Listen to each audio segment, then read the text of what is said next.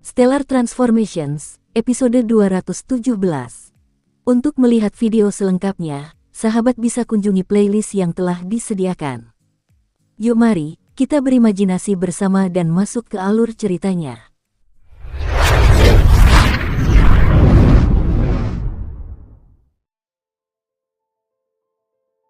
Dua orang berjalan keluar dari jalan setapak kecil dan sempit di hutan bambu.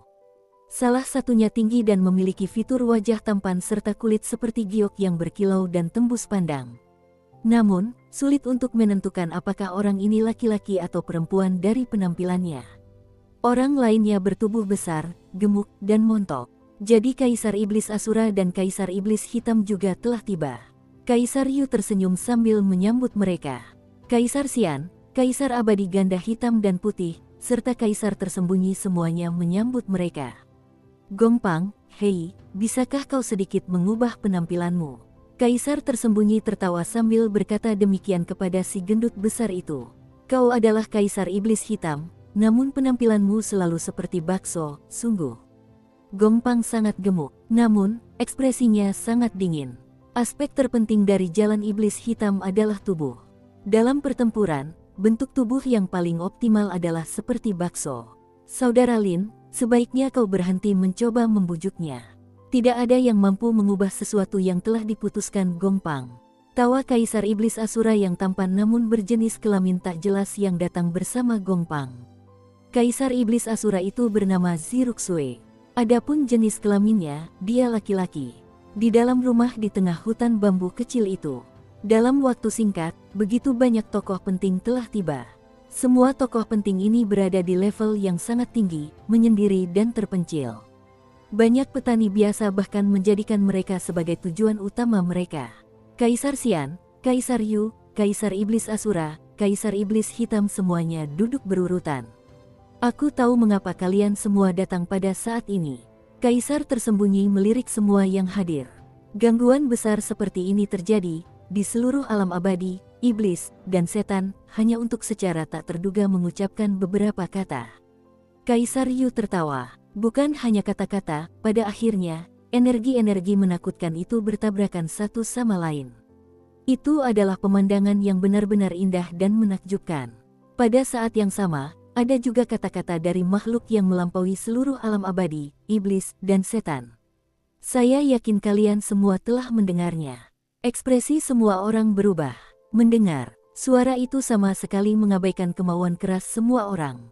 Suara itu langsung terdengar di telinga, pikiran, dan jiwa mereka. Bahkan para ahli setingkat Kaisar Tersembunyi pun tidak mampu menahannya. Perbedaan level, tepatnya, itulah perbedaan levelnya. Orang yang berkata, teman kecil, berlatihlah cepat, kami menunggumu, seberapa kuat dia bukanlah sesuatu yang perlu kita pikirkan. Dia sudah jauh melampaui imajinasi kita. Namun, mengenai siapa teman kecil ini, aku ingin tahu apakah Kakak Lin punya jawabannya. Kaisar Iblis Hitam menatap Kaisar Tersembunyi. Kaisar Tersembunyi menggelengkan kepalanya. Kakak Lin benar-benar tidak tahu. Aku sudah menanyakannya tadi. Pada saat ini, Kaisar Yu membantu Kaisar Tersembunyi. Pada saat yang sama, Kaisar Yu berdiri. Semuanya, saya mohon maaf. Tetapi saya harus pergi sekarang. Kaisar Yu ini tiba-tiba tanpa alasan memutuskan untuk pergi lebih dulu. Namun, Kaisar Tersembunyi, Kaisar Iblis Asura, Kaisar Xian, dan yang lainnya semuanya tersenyum tipis. Bahkan otot wajah Kaisar Iblis Hitam pun sedikit bergetar. Anak tua Feng Yu, kau boleh pergi dulu. Kami tahu tentang kesulitanmu, kata Kaisar Tersembunyi sambil tersenyum. Wajah tua Kaisar Yu sedikit memerah. Setelah berjalan beberapa langkah, ia menghilang ke dalam hutan bambu. Tepat setelah Kaisar Yu menghilang, sesosok wanita cantik muncul di dalam hutan bambu. Gaun sutra merah mudanya berkibar tertiup angin. Seorang wanita yang begitu cantik, cukup untuk menggerakkan hati, muncul di hadapan Kaisar Tersembunyi dan yang lainnya. Jika Feng Yu tua tidak muncul, maka adik Xuanxi juga tidak akan muncul, kata Kaisar Biru sambil terkekeh. Orang yang tiba adalah Kaisar Mistik, Xuanxi. Kaisar Mistik hanya tersenyum tipis tanpa mengucapkan sepatah kata pun. Bintang Kaisar Tersembunyi, Kota Bintang Timur. Di dalam loteng sebuah rumah besar. Kaisar Yu saat ini sedang duduk di dalam loteng. Sifat Xuanxi sungguh aneh. Bukankah beberapa hari yang lalu dia baik-baik saja, kenapa dia marah padaku lagi? Kaisar Yu menghela napas dalam hati. Ia sedikit tersenyum getir. Saat itu, seorang pria botak masuk. Yang mulia, kata pria botak itu dengan hormat. Pria botak ini adalah salah satu dari 18 kaisar yang bekerja di bawah Kaisar Yu, seorang kaisar abadi tingkat 6, Yuan Lan. Ekspresi Kaisar Yu kembali tenang seperti sebelumnya. Yuan Lan, ketika aku menyuruhmu mengirim orang untuk mengikuti orang-orang itu, apakah kau berhasil mendapatkan hasil apapun? Kaisar abadi Yuan Lan berkata dengan hormat, Yang mulia, 50 tahun yang lalu, Pangeran Klan Naga, Ao Wuming, Jun Loyu, dan orang yang mulia inginkan tiba di kediaman Kaisar Iblis Meng Hong. Apakah kau berhasil mengetahui identitas orang itu? Tanya Kaisar Yu. Yuan Lan mengangguk, lalu berkata, Ya, Yang mulia.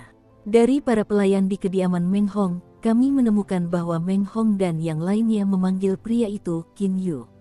Qin Yu. Wajah Kaisar Yu menunjukkan ekspresi sedikit terkejut.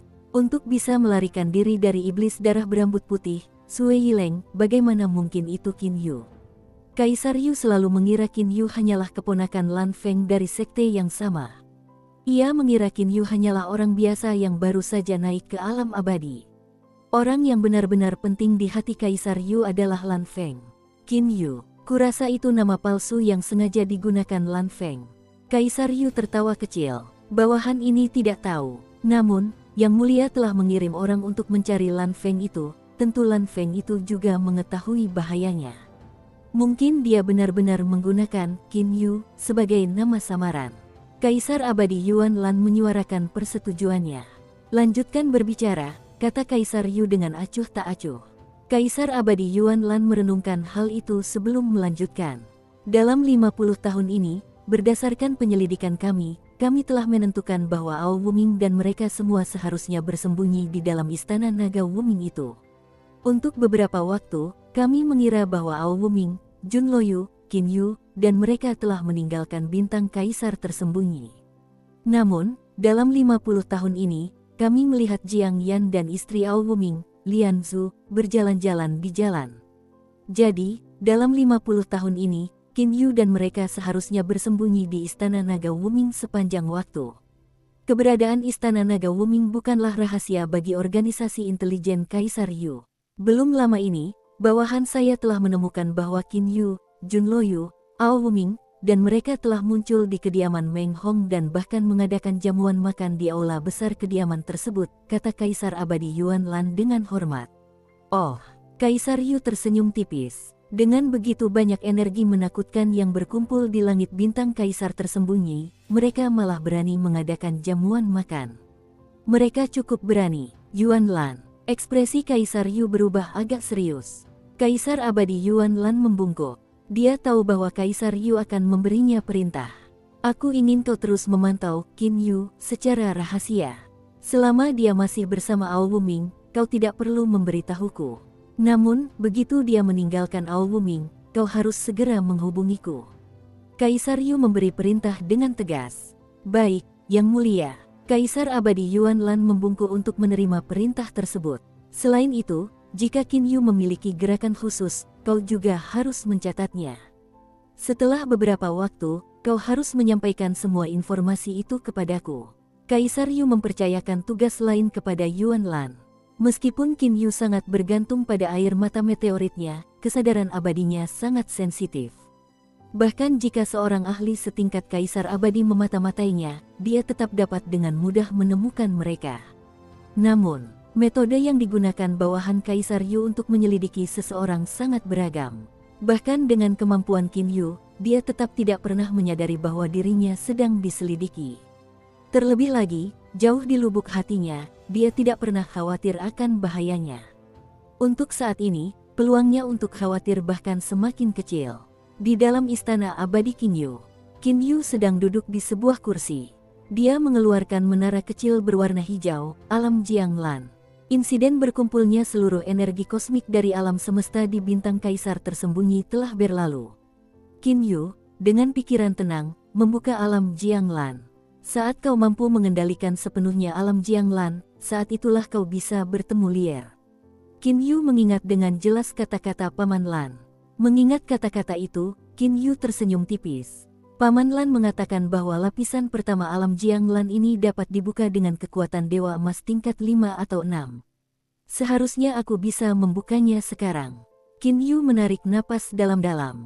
Di dalam dantiannya, cincin cahaya emas yang muncul pada jarak sepertiga ke dalam saluran lubang hitam berkelebat. Kekuatan lubang hitam mengalir ke alam Jianglan dari tubuh Qin Yu. Menara hijau kecil itu mulai bergetar perlahan. Sinar keemasan mulai memancar dari dalam menara hijau kecil itu. Perlahan, saat Qin Yu mencurahkan semakin banyak energi ke menara hijau kecil itu, menara hijau kecil itu akhirnya sepenuhnya diselimuti cahaya keemasan. Menara kecil berwarna hijau itu telah berubah menjadi menara kecil berwarna emas. Selamat atas pembukaan ruang lapisan pertama alam Jianglan. Ada 2 lapisan lagi yang menunggumu. Saat kau membuka seluruh alam Jianglan, saat itulah kau berhak bertemu Lier. Suara Paman Lan bergema di benak Qin Yu saat ia membuka lapisan pertama alam Jianglan. Aku berhasil membukanya. Akhirnya aku berhasil membuka lapisan pertama. Cahaya keemasan di alam Jianglan telah menghilang. Alam itu kembali menjadi menara hijau kecil. Melihat menara hijau kecil di tangannya, Qin Yu menunjukkan ekspresi sedikit gembira di wajahnya. Bertahun-tahun telah berlalu, akhirnya aku berhasil membuka lapisan pertama alam Jianglan. Mampu membuka lapisan pertama ini menandakan bahwa akan ada hari di mana aku bisa membuka lapisan kedua dan kemudian lapisan ketiga. Mata Qin Yu berbinar, dia dipenuhi rasa percaya diri. Lier, kita akan segera bertemu lagi. Qin Yu merasa hatinya bergetar. Terlepas dari itu, dia akhirnya berhasil menyelesaikan langkah pertama. Alam Jianglan adalah artefak ilahi yang sangat istimewa. Adapun tingkatan artefak ilahi ini, artefak ilahi tingkat menengah, artefak ilahi tingkat tinggi, atau mungkin artefak ilahi tingkat tertinggi, Qin Yu tidak tahu. TL, saya menggunakan artefak ilahi karena menurut saya senjata ilahi bukanlah terjemahan terbaik untuk sebuah menara. Senki secara harfiah berarti artefak alat senjata perkakas ilahi. Jadi ya, saya berusaha sebaik mungkin untuk tetap menggunakan istilah senjata untuk senjata dan baju sirah untuk baju sirah. Karena alam Jianglan adalah sebuah menara, saya memutuskan untuk menggunakan istilah artefak. Namun, saat ini dia adalah penguasa alam Jianglan. Dengan gerakan yang menunjukkan niatnya, Qin Yu menghilang dari kediaman abadi Qin Yu. Di dunia lapisan pertama alam Jianglan, perasaan aneh. Saat memasuki ruangan, Qin Yu dapat merasakan bahwa seluruh ruang di sini berbeda dari ruang di luar. Struktur ruangnya memiliki perbedaan yang tidak dapat dipahami Qin Yu. Ruang di lapisan pertama alam Jianglan memiliki perbandingan waktu 10:1 dengan dunia luar. Ketika 10 tahun berlalu di ruang ini, hanya 1 tahun yang telah berlalu di dunia luar. Dengan adanya dilatasi waktu, konsentrasi aura roh elemen juga berubah. Konsentrasi aura roh elemen di sini juga 10 kali lipat dari dunia luar. Luar biasa, sungguh luar biasa alam Jianglan. Mampu mengubah kecepatan waktu dan konsentrasi aura roh elemen, oh betapa luar biasanya. Tak kuasa menahan diri, Qin Yu menghela napas kagum. Tingkat kultivasi Qin Yu saat ini terlalu lemah. Dia sama sekali tidak tahu apa artinya ketika seseorang mampu menciptakan artefak ilahi yang dapat menciptakan ruang dengan kecepatan waktu yang berubah. Artefak ilahi, sebuah artefak ilahi yang berisi sebuah ruang. Sebuah artefak ilahi yang bisa dimasuki. Mata Qin Yu berbinar, cincin luar angkasa sangat kuat. Namun, cincin tersebut hanya mampu menyimpan barang dan tidak dapat mengizinkan orang untuk masuk. Istana abadi seperti Istana Abadi Qin Yu adalah tempat yang dapat dimasuki manusia. Namun, pertahanannya didasarkan pada penghalang. Selain itu, Istana Abadi ini memiliki batasan ukuran. Misalnya, Istana Abadi Qin Yu hanya sebesar itu. Namun artefak ilahi luar angkasa ini berbeda. Tidak hanya ruang di dalamnya yang tak terbatas, kekuatan pertahanan artefak ilahi tersebut juga jauh melampaui penghalang tipe Istana Abadi Qin Yu. Begitu memasuki alam Jianglan, bahkan para ahli setingkat Kaisar Yu pun tidak akan mampu menembusnya. Dengan membuka lapisan pertama alam Jianglan dan menjadi penguasanya, Qin Yu mampu menentukan seberapa kuat pertahanannya. Dengan satu gerakan penuh niat, Qin Yu keluar dari alam Jianglan. Meskipun aku baru membuka lapisan pertama, itu memungkinkanku menghemat waktu 10 kali lipat dalam kecepatan kultivasiku. Bahkan memberiku tempat untuk bersembunyi di saat bahaya. Qin Yu memandang menara hijau kecil di tangannya. Dia sangat gembira. Qin Yu membenci perasaan selalu takut dan gugup. Namun, untuk bisa bertemu Lier, dia harus hidup. Dan sekarang setelah dia memiliki alam Jianglan, Qin Yu juga memiliki kepercayaan diri.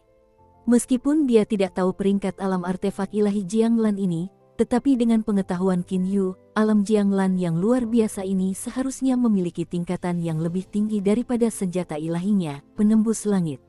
Paman Lan dengan santai memberikan Zhong Jue dan Fei Fei senjata-senjata yang terbuat dari bahan khusus yang mampu menahan senjata ilahi. Adapun alam Jianglan ini, ketika Paman Lan memberikannya kepadaku, beliau tampak sangat serius. Jelas sekali betapa berharganya alam Jianglan ini. Aku sangat ingin menghabiskan beberapa ratus tahun dan berlatih di alam Jianglan. Ayo kita keluar dulu. Kalau tidak, Jianglan akan membuat keributan lagi. Qin Yu berangkat dari istana abadi Qin Yu. Di dalam sebuah restoran, Qin Yu sedang minum anggur sendirian. Kakak Loyu, jangan salahkan aku karena tidak becus terhadap adikku. Hanya saja Yaner memang terlalu sulit dihadapi, gumam Qin Yu sambil menatap jalan di bawah restoran. Jun Loyu tak berdaya mengikuti Jiang Yan dari belakang saat mereka berbelanja di sepanjang jalan. Jiang Yan bersikeras agar Qin Yu, Jun Loyu, dan yang lainnya berjalan-jalan bersamanya. Qin Yu menemani Jiang Yan untuk sementara waktu. Sedangkan sekarang, giliran Jun Loyu. Qin Yu tidak memiliki rasa persaudaraan untuk menemani Jun Loyu dan menanggung siksaan Jiang Yan. Ketika dia menemani Jiang Yan sebelumnya, mengapa Jun Loyu dibebaskan dari itu? Aku akan menemani Yaner beberapa hari lagi, lalu memasuki alam Jianglan dan berlatih, putus Qin Yu. Latihan di alam Jianglan tentu akan memungkinkan kecepatan kultivasi Qin Yu memasuki level baru. Latihan 1000 tahun di lapisan pertama alam Jianglan hanya akan setara dengan 100 tahun di dunia luar. Dia terus minum anggur dalam diam. Dia menikmati cita rasa yang kaya dan lembut dari anggur-anggur berkualitas tinggi dari alam abadi. Tiba-tiba, "Nona, silakan duduk di sini." Sebuah suara tajam dan jelas terdengar di restoran. Qin Yu mengangkat kepalanya untuk melihat. Dia melihat seorang pelayan berpakaian kuning menuntun seorang gadis berpakaian hijau menuju tempat duduk di dekat jendela restoran. "Sisi, kamu juga bisa duduk." Wajah gadis berpakaian hijau itu tampak pucat pasi. Melihat gadis berpakaian hijau itu, Qin Yu segera mengalihkan pandangannya. Dia ingat bahwa gadis berpakaian hijau ini adalah gadis yang disukai oleh muridnya yang bisu, Liu Hansu. Qin Yu tak kuasa menahan diri untuk tidak mengingat kembali adegan itu dalam benaknya. Sepanjang hidupku, satu-satunya penyesalan yang kumiliki adalah dia. Liu Hansu yang berdarah dari mata, telinga, hidung, dan mulutnya tampak sedang berfantasi. Di ambang kematian, matanya yang redup menyimpan keengganan. Tak lama kemudian, Liu Hansu yang berdarah dari mata, telinga, hidung, dan mulutnya perlahan dan langsung jatuh. Dengan suara gemuruh, ia menghantam tanah. Tubuh Qin Yu bergetar, seluruh suasana hatinya berubah. Hansu. Qin Yu memasang ekspresi getir. Ia tak pernah menyangka akan bertemu dengan gadis berpakaian hijau yang disukai muridnya, Liu Hansu.